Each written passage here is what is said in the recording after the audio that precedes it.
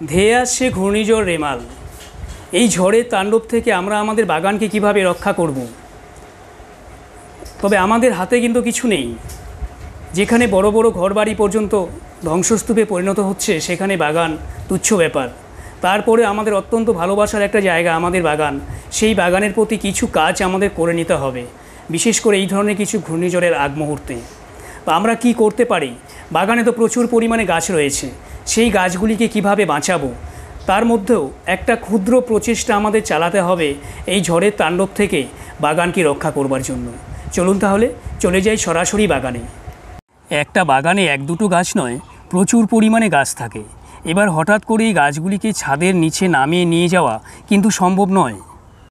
এমন কিছু গাছ আছে যেগুলি একটু লতানো টাইপের হয়, এদেরকে যদি একটু জায়গা সরানো যায় তাহলেই কিন্তু ক্ষতিগ্রস্ত হওয়ার সম্ভাবনা রয়েছে। পাশাপাশি আমাদের বাগানের কিছু ফল গাছ আমরা লাগিয়ে থাকি বড় ধরনের কিছু পাত্রে। এবার আপনারাই বলুন, এই গাছটাকে ঝড়ের হাত থেকে বাঁচানোর জন্য আমি কি চেষ্টা করব? তার মধ্যেও একটা ক্ষুদ্র প্রচেষ্টা করছি যেন ঝড়ের কবল থেকে গাছগুলিকে মোটামুটিভাবে বাঁচাতে পারি। গাছ লাগানোর জন্য মাটি প্রস্তুত করে আমি এখানেই রেখেছিলাম, তো ভেবে দেখলাম এই জায়গাটাকে আমি কিন্তু একটা সেফটি জায়গা হিসেবে ব্যবহার করতে পারি। যে মাটিটা আমি দেখিয়েছিলাম সেই মাটির উপরে লক্ষ্য করে দেখুন, একটু হেলান দিয়ে জবা ফুলের গাছগুলি যেগুলি টবে লাগানো আছে সেগুলিকে ঠিক এই পজিশনে রেখে দিয়েছি। এভাবে কাত করে না রেখে যদি আমরা সরাসরি একেবারে ছাদের উপরে রাখতে চাই তাহলে কিন্তু টবের উপরের এই মাটিগুলি ঝুরঝুরে পড়ে যাবে। তাই এইভাবে না রেখে আপনি কোনো কিছুর উপর সাপোর্ট দিয়ে রাখবেন। যেমন আমার এখানে মাটি আছে, মাটির উপরে এভাবে সাপোর্ট দিয়ে রেখে দিয়েছি। এতে কি সুবিধা হবে, এই মাটিগুলি কিন্তু পড়ে যাবে না, আর গাছগুলিও এভাবে হেলে থাকবে, সেরকম ক্ষতিগ্রস্ত হওয়ার সম্ভাবনা নেই। ছোট ছোট পাত্রে যদি বীজ বপন করে থাকেন তাহলে বলবো সেগুলিকে ওপরে রাখবেন না, একটু কষ্ট করে নিচে নিয়ে যান। যেমন দেখুন, এভাবে আমি সারা বছরে ধনেপাতা চাষ করে থাকি, এই বীজগুলি কিন্তু উঠে গেছে। এরা যদি ঝড়ের যে তাণ্ডব পায় তাহলে কিন্তু এগুলো সব গুঁড়ো হয়ে যাবে এবং বৃষ্টি পেলেও এগুলো কিন্তু নষ্ট হয়ে যাবে। তাই এই ধরনের কিছু গাছ যদি সম্ভব হয় ছাদের নিচে বারান্দায় নিয়ে যাওয়ার চেষ্টা করেন। সেনসিটিভ কিছু গাছ যেমন ধরুন জারবেরা, এরা কিন্তু খুবই সেনসিটিভ হয়। এই গাছগুলি আমরা ছোট পাত্রে লাগিয়ে থাকি, এদেরকেও চেষ্টা করুন যেন নিচে কোনো শেডিযুক্ত জায়গায় নিয়ে যাওয়া যায়। হাইড্রেঞ্জিয়ার মতো এরকম কিছু ফুল গাছ, এরাও কিন্তু খুব সেনসিটিভ হয়। এরা যদি বাতাস পায় অথবা বৃষ্টির জল পায়, ঝড় পায়, তাহলে কিন্তু এই ফুলগুলি নষ্ট হয়ে যাবে। তাই চেষ্টা করুন এই ধরনের ফুল গাছগুলিকেও নিচে নিয়ে যাবার জন্য। বাগানে যে সমস্ত লম্বা লম্বা গাছগুলি আছে, বিশেষ করে ফল জাতীয় গাছগুলি, এগুলিকে কি করবেন, দেখুন এই ডালটার মধ্যে প্রচুর পরিমাণে ফুল আছে, এটা কামরাঙ্গা গাছ।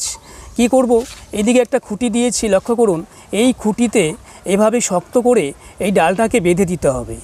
আর যে সমস্ত ডালের মধ্যে ফুল ফল নেই সেগুলিকে চেষ্টা করবেন একটু নিচের দিকে কেটে ফেলতে, কারণ কেটে ফেললে কী হবে, ঝড়ের ব্যাগটা কিন্তু গাছের উপর সেভাবে লাগবে না, গাছটা রক্ষা পাবে। টবে লাগানো আরও কিছু সবজি গাছ, যেমন এটা লঙ্কা গাছ, দেখুন বেশ লম্বা হয়ে গেছে। এবার এটাকে কিভাবে রাখবো চলুন দেখে নিই। বাগানের যে গাছগুলিকে আপনি হেলান দিয়ে রাখতে পারবেন না, দুর্বল প্রকৃতির, যেমন ধরুন এখানেও কিছু জবা গাছ রয়েছে, এই জবা গাছগুলি আমি বস্তায় লাগিয়েছি, তাই এগুলিকে নিচে হেলান দেওয়া সম্ভব নয়। বস্তা যেহেতু নরম, তাই সমস্ত মাটি কিন্তু ঝুরঝুরে পড়ে যাবে। এবার এগুলিকে আমি এক জায়গায় জড়ো করে রেখেছি।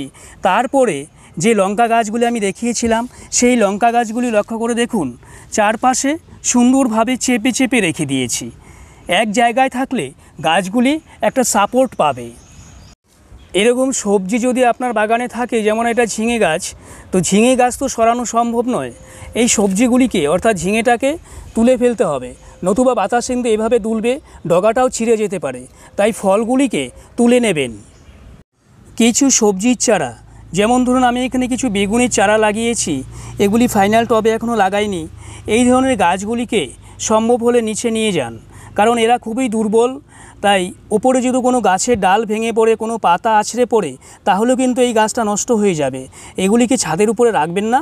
ঝড়ের কবল থেকে বাঁচানোর জন্য এই সমস্ত ছোট ছোট পাত্রের গাছগুলিকে নিচে নিয়ে যাবার চেষ্টা করবেন। বাগানে যেসব পাত্রের মধ্যে আপনি লিকুইড ফার্টিলাইজার বানিয়েছেন সেই পাত্রগুলি কিন্তু সরানো সম্ভব নয়, কারণ এটা মাটির কলসি আমার, লক্ষ্য করে দেখুন। এবার এর উপরে কিছু একটা দিয়ে ভালো করে ঢেকে দিন, যেন বৃষ্টির জল ভিতরে ঢুকতে না পারে।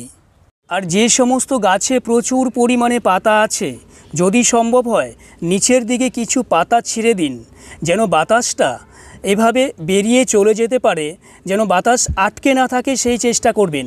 যেমন দেখুন এই যে লঙ্কা গাছটা নিচের দিকে প্রচুর পাতা রয়েছে যেগুলি খুব বড় মাপের, এই পাতাগুলি কিন্তু বাতাসকে বাধা দেবে, তার ফলে গাছটা নষ্ট হতে পারে।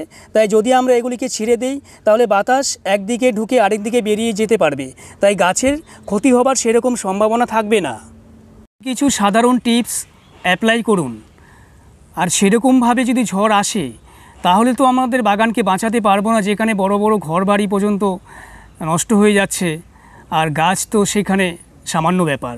তবু আমাদের চেষ্টা করতে হবে, একটু চেষ্টা করুন, বড় বড় গাছগুলির উপর একটু সাপোর্ট দিন, ছোট গাছগুলি যেগুলি একদম ছোট আছে নিয়ে যাওয়া যায় নিচে, সেগুলিকে নিচে নিয়ে যান, আর যেগুলিকে হেলান দিয়ে রাখার মতো অবস্থায় আছে সেগুলি একটু হেলান দিয়ে রাখুন। বাস এতটুকুই করতে হবে, অন্য কিছু করবার প্রয়োজন নেই, কারণ আমাদের হাতে এতটুকু আছে, বাদবাকি কোনোটাই আমাদের হাতে নেই। তো ভালো থাকবেন, আপনার বাগান ভালো থাকুক, আপনি নিজে ভালো থাকবেন, সাবধানে থাকবেন। সবাইকে নমস্কার।